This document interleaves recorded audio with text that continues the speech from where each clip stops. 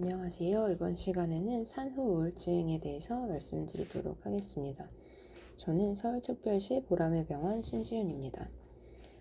DSM-5 진단 기준에서는 스페시파이어라는 명시자라는 것이 존재하는데요.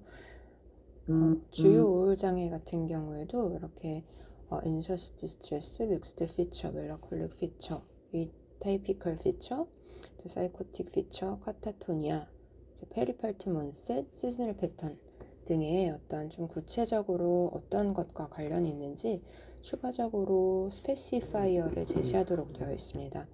그 중에서 페리파툼 온셋이 주산기 온셋을 의미하기 때문에 이에 대해서 살펴보도록 하겠습니다. 그래서 주산기 온셋의 경우는 기분 증상이 임신 중에 발생하거나 출산 4주 이내 발생하는 경우를 의미를 합니다. 문헌이랑 연구마다 차이는 있지만 4에서 6%의 산모가 주요 우울 사파를 임신 중에 또는 출산 이후 발생한다고 알려져 있습니다. 50%의 산후 우울증이 대체로는 출산 전에 발생하게 됩니다.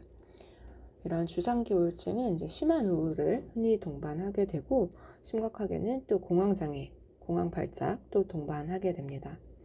임신 중에 베이비 블루라고 불리는 기분 불안 증상이 추후 산후 우울증의 위험성도 높이게 된다고 알려져 있습니다. 그래서 이렇게 주산기에 발생하는 경우에는 정신 증상, 사이코틱 피처를 동반할 수도 있고 동반하지 않을 수도 있습니다. 영아 살해를 하는 경우에는 정신 증상을 동반하는 경우가 많이 있고 이때는 어떤 명령하는 내용, 아이를 죽여라 라는 내용의 환청이 들리는 경우들이 있고 또는 아이가 악령 등에 의해서 빙의가 됐다는 어떤 망상이 존재하는 경우들도 있겠습니다. 이는 500건 또는 1000건의 출산에서 한 번 정도의 빈도로 발생하는 것으로 알려져 있습니다. 그래서 이렇게 정신 증상을 동반하는 경우에는 초산 여성에서 더 자주 발생한다고 알려져 있고 이전에 기분장애 병력이 있는 경우에 더 흔하게 발생할 수 있다고 알려져 있습니다. 특히 1형 조울증이 동반되었던 경우가 더 위험하다고 알려져 있습니다. 또한 조울증의 병력, 가족력이 있는 경우에도 정신 증상을 동반하는 위험성을 더 높이게 됩니다. 만약에 정신 증상을 동반한 산후 우울 사파가 있었다면 다음 출산에서 이것이 재발할 위험성은 30에서 50% 정도라고 알려져 있습니다. 또한 산후 우울증, 주산 3분의 2의 주산기 우울증에서는 하나 이상의 정신 증상이 함께 동반되어 있다고 알려져 있습니다.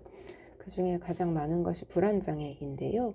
범불안장애, 공황장애, 사회공포증, 강박장애 등을 동반한다고 알려져 있고 또 중요하게는 5분의 1에서는 단극성 우울증, 단순 우울증보다는 조울증의 가능성이 있기 때문에 이에 대해서 면밀한 평가가 필요하겠습니다. 주산기 우울증, 산후 우울증 같은 경우에는 진단과 치료가 적게 되는 경향이 있습니다.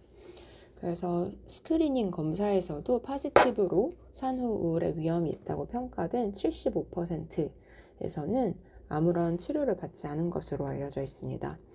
이에 미국 학회에서는 적어도 임신 기간 중 2번은 우울증에 대해서 스크리닝을 하도록 레커멘데이션이 되어 있습니다. 마지막으로 치료적인 접근에 대해서 말씀드리도록 하겠습니다. 경미한 우울증의 경우에는 정신치료가 첫 번째 치료 옵션이 되겠습니다. 중등도에서 심각한 우울 증상이 있는 경우에는 약물 치료가 권고가 되는데 이전에 우울증을 약물을 복용했던 경우 또한 정신치료에 대한 접근성이 떨어지는 경우에도 약물 치료가 권고됩니다. 하지만 임신을 하는 기간 동안 또는 수유를 하는 동안 약물 치료에 대해서 치료하는 의사 그리고 또 산모 또한 주저하는 경우가 많이 있습니다.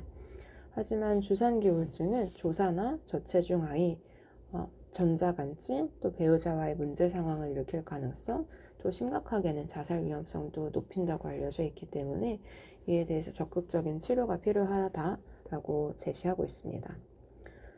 그래서 우울증 항우울제 중에서 SSRI랑 SNRI가 가장 많이 처방되는 약물이고 우울 증상이 좋아지는 데는 길게 4주에서 6주까지도 걸릴 수 있다고 미리 알려주는 것이 필요하겠습니다. 다양한 부작용도 존재가 할 수가 있는데 메스꺼린다거나 입이 마른다거나 불면, 설사, 두통, 어지러움증, 안절부절 못하는 것, 그리고 성기능 장애, 졸림 등의 부작용들이 있을 수가 있기 때문에 주산기 때 더 이게 힘들게 만들 수가 있어서 이에 대해서 부작용에 대해서도 미리 설명해 주는 것도 필요하겠습니다. 그래서 산후우울증에 대해서 FDA 승인된 약이 이렇게 2가지가 있는데 우리나라에서는 사용되고 있지 않은 약물에 해당합니다. 오늘 강의는 여기까지이고 경청해 주셔서 감사드립니다.